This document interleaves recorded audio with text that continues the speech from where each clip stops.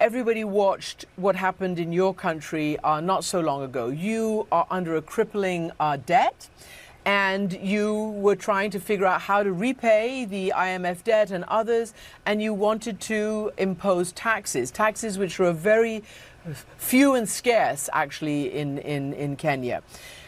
And it backfired. People came out onto the streets. You tried to restore order. There were many people in those protests who were killed. And then you had to walk it all back. So firstly, did you do the wrong thing by sending the troops out against people who were protesting that they couldn't afford these taxes? For your information, Kenya is a robustly democratic country, and protests are part of our democracy. The freedom of people to associate and to choose what to do.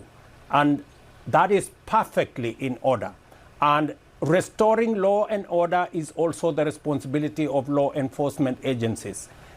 What was in Nairobi, apart from the protests, were criminal gangs that burned down parliament, burned down the Chief Justice office, burned down people's property. Those, like happens everywhere in the world, had to be managed by our security agencies. And any excesses that may have occurred, there is an independent policing authority that investigates and takes those who may have overstepped their mandate into account. So what happened in Kenya is perfectly in order. We are trying to manage a situation. As you have said yourself, we have serious debt issues. We have a world that has serious climate conditions. We swung from a flood into a drought, and we have serious issues, and we're trying to manage and mobilize domestic resources, working with different actors. If it doesn't work, we tried a different way. Kenya is now stable. We are moving into the future in a predictable, orderly manner because we are a democracy. After the finance bill of 2024, there is something which President William Ruto said, which many Kenyans might have forgotten. And this time round, we are here to remind you about it. President William Ruto said some of the people who were in the streets were goons. Some of the people who were in the street were there because they were sponsored. Some people were militia and they were trying to commit treason. But in the reality is, many young Kenyans, especially the Gen Z generation, came out to demonstrate, to demand for good governance, to demand for good lifestyle, to demand for the better things for their country amid when the taxation was called to be very high, when President Ruto was introducing some unpopular ways, or it was imposing some tax on Kenyans who came out to say that they can't be able to pay these taxes.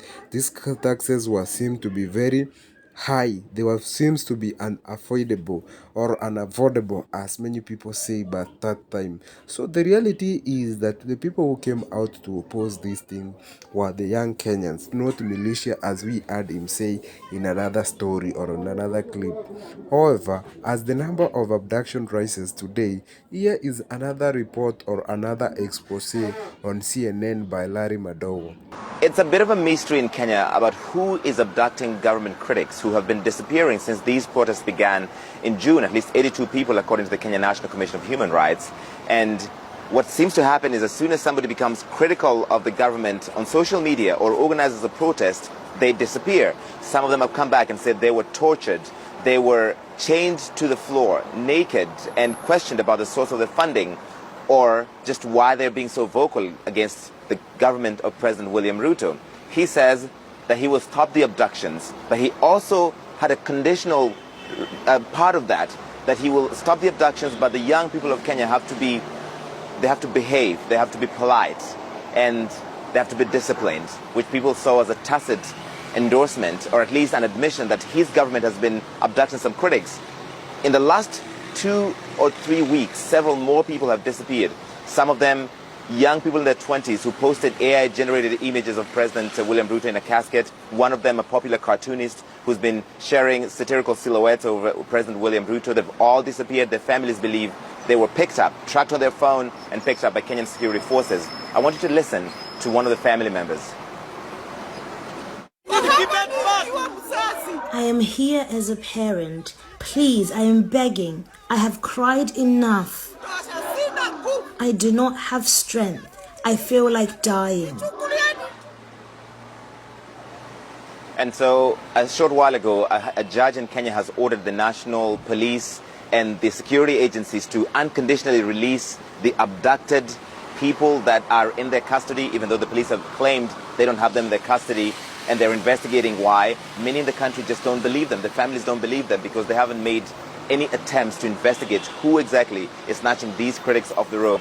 And they've disappeared, some of them, for several months now, Becky. It's good to have you, sir. Thank you very much indeed to Larry, who is today in Luanda in Angola. Right.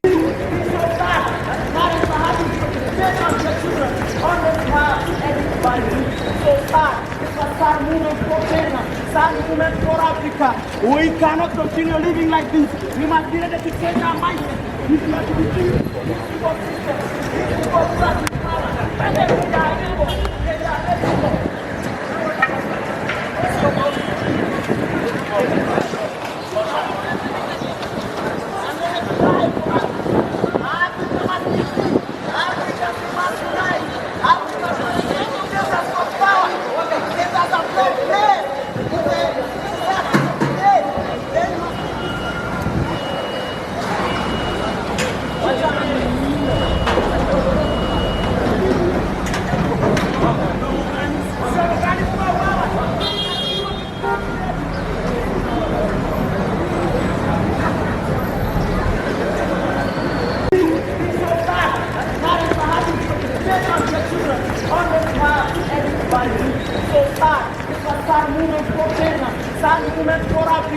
we cannot continue living like this. We must be ready to change our mindset. If we are to be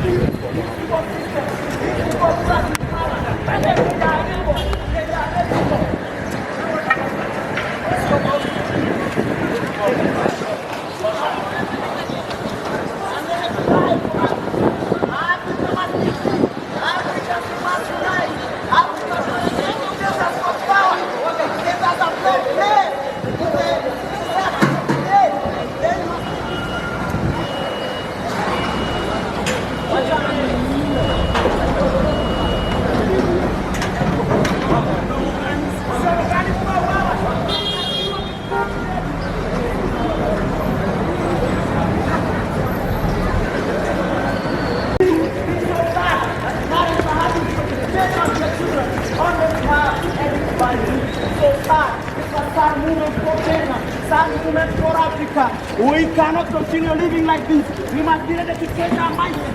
If we are to be free,